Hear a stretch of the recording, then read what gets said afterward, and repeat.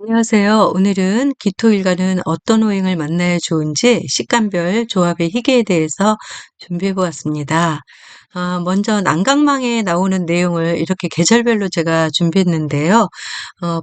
기토일간의 부화기를 확정지어주는 진신이 무엇인지 봄부터 한번 살펴보도록 하겠습니다.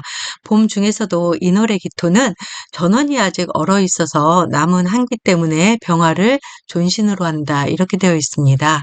인월의 기토는 섣달의 차가운 한기가 아직 제거되지 않고 남아 있어서 병화를 존신으로 삼는다는 것입니다.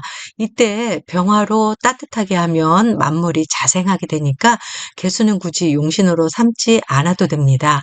그렇지만 기토가 개수를 마다할 이유는 없습니다. 병화가 있으면 개수가 아주 유용하기 때문입니다. 그리고 기토는 임수를 만나면 쓸모없는 흙이 되니까 임수를 만나는 것을 두려워합니다. 그리고 묘월의 기토는 양기가 점차 오르는 때라서 간목으로 소토해야 하고 개수로 윤택하게 한다고 되어 있습니다. 묘월 기토는 양기가 점점 올라가니까 병화를 필요로 하지 않고 제 관을 용합니다. 즉 먼저 간목을 용신으로 삼고 개수로 보좌합니다. 묘월 기토가 생황하면서 개수와 간목 즉 제 관을 갖추게 되면 귀격이 되는데요. 여기에 병화까지 있다면 더욱 권위가 높아집니다.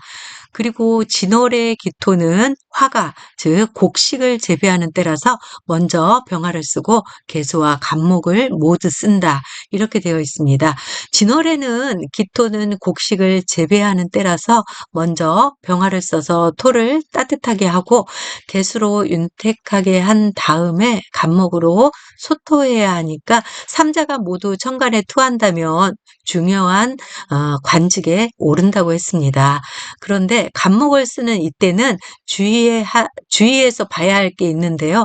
경금이 투하게 되면 경금이 병이 되는 것입니다. 그러니까 이때는 잘 살펴야 합니다. 그리고 여름의 기토는 4월, 5월, 미월이 용법이 같습니다. 여름의 기토는 곡식이 밭에서 자라고 있을 때라서 단비를 가장 기뻐하므로 개수를 취하고 다음으로 병화를 용한다. 이렇게 되어 있고요. 병화와 개수가 양토하고 더해서 신금이 개수를 생하게 되면 부귀하고 큰 제목이 된다. 이렇게 되어 있습니다. 사마인 여름에는 기토는 단비가 쏟아지는 것을 반기니까 먼저 개수로 조를 해야 하고 그리고 토윤해주는 병화를 써서 만물의 성장을 재촉하는 것이 핵심입니다. 이때는 개수와 병화를 쓰되 이 중 어느 하나라도 결핍이 되게 된다면 안 됩니다. 특히 여름에는 개수가 힘이 없으니까 신금으로 생해주게 되면 격이 아주 좋아집니다. 만약에 병화가 있는데 개수가 없으면 임수라도 가용해도 되는데요. 그렇지만 대바라지는 않습니다. 그래도 한여름이라서 개수가 없으면 임수라도 쓰게 되면 적수의 기능을 한다고 봐야 하니까 유용하게 쓰입니다. 그리고 가을의 기토는 신월과 유월은 용법이 같습니다.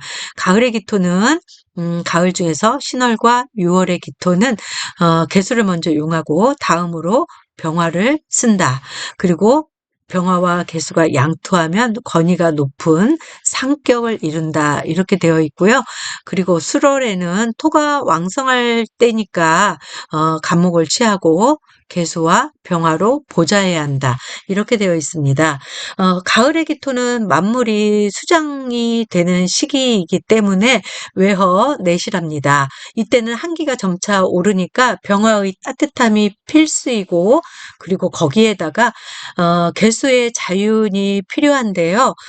가을의 기토는 기가 차갑고 그리고 설기가 되어서 병화와 개수를 용신으로 삼는 것이 정법입니다. 먼저 개수 즉 재를 용신으로 삼는데 인수 병화가 없으면 불가합니다. 그런데 수월에는 토가 많아지는 때라서 간목을 취한 다음에 개수하고 병화로 보좌하는 것이 통례입니다. 그리고 겨울에 기토는 해월과 자월과 축월 모두 용법이 같습니다. 습리로 한동안 떼이니 병화를 존신으로 취한다 이렇게 되어 있고요. 토가 왕하면 간목을 쓰고 또 수가 왕하게 되면 무토를 쓰는 것이 병약법이다. 그리고 개수는 쓰지 않는다. 이렇게 되어 있습니다. 겨울의 기토는 전원이 비슷한 흙입니다. 그러나 동월에 태어나게 되면 추운 겨울의 진흙과 같습니다. 기토가. 그래서 삼동기토는 병화가 없으면 털큼만큼도 생이가 나타나지 않아서 병화의 조우가 시급합니다. 그리고 사주 명식에 토가 왕하면 이때는 갑을 써야 하고 수가 왕하게 되면 무토를 써야 하는데 이것은 병을 약으로 구제해야 하는 것과 같습니다. 특히 무토를 용신으로 삼는 것은 임수가 당황한 해월에만 해당합니다. 이것은 겨울에는 수급병이 되지만 춥다고 해서 무토를 쓰지 않기 때문입니다. 그리고 지지, 수국을 이뤄서 그것이 병이 될 때만 쓰게 되는 것입니다. 이렇게 제가 난강망에 나오는 기토에 대해서 정리해 보았는데요. 사주 명식의 구성에 따라서 조금씩 쓰는 용법이 다를 수 있습니다. 그러니까 난강망을 조금 더 참고하셔서 깊이 있게 공부를 조금 더 해서 보충하시기 바랍니다. 그럼 식간조합의 희귀에 대해서 살펴보도록 하겠습니다. 기토가 간목을 만나게 되면 목강토산이라고 해서 이 조합은 아주 나쁜 조합으로 봅니다. 강한 나무로 인해서 흙이 흩어진 격으로 역경을 헤쳐나가는 힘이 미약해서 건강이 악화되기 쉽다고 보는 그런 조합입니다. 기토가 을목을 만나게 되면 야초난생이라고 해서 이것도 아주 좋지 않은 조합으로 보는데요. 잡초가 들판에 무성한 격입니다. 그래서 사업이나 일의 처리에 야무진 데가 없어서 행운이 따르지 않다고 보는 조합입니다. 그리고 기토가 병화를 보는 것은 대지보조라고 해서 이것은 좋은 조합으로 봅니다. 태양이 대지를 비추는 격으로 경쟁 구도에서 뜻하지 않은 원조자를 만나서 영광을 얻게 된다.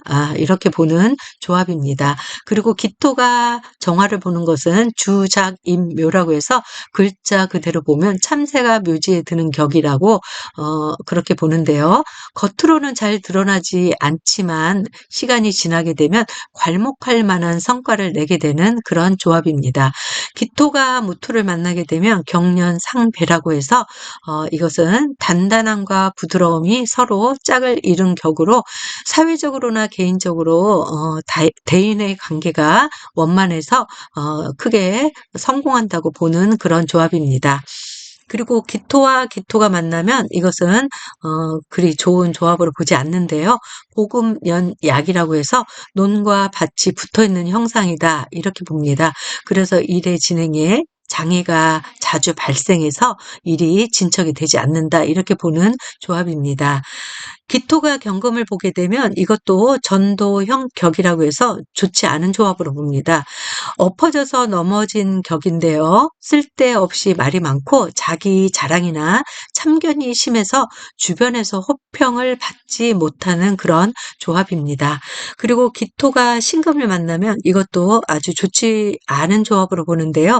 승리오욕이라고 해서 승리옥이라고 해서 진흙밭 속에 보석이 있는 그런 격입니다. 그래서 언행으로 인한 구설의 소지가 다분해서 대인관계가 불리하다 이렇게 보는 조합입니다. 그리고 기토가 임수를 만나게 되면 이것은 기토탁임이라고 해갖고 아주 좋지 않은 그런 조합입니다. 이것은 맑은 물이 흐리게 되는 그런 격으로 재물과 이성 그리고 직업 간의 혼탁함으로 문제를 일으키기도 한다 이렇게 봅니다. 그리고 기토가 개수를 만나게 되면 옥토위생이라고 해서 좋은 토양이 한결 더 윤습하게 되는 격으로 아주 좋은 조합으로 봅니다. 그래서 큰 돈을 만질 수 있는 기회를 잡기도 한다 이렇게 보는 조합입니다. 이렇게 해서 식감별 조합의 희귀에 대해서 살펴보았는데요. 어, 벽천수나 난강망을 조금 더 살펴보시고 깊이 있는 공부를 조금 더 하시면 사주 분석에 아주 도움이 많이 되니까 오늘 내용을 조금 참고하시고 나머지는 책을 통해서 조금 더 보충하시기 바랍니다. 시청해 주셔서 감사합니다.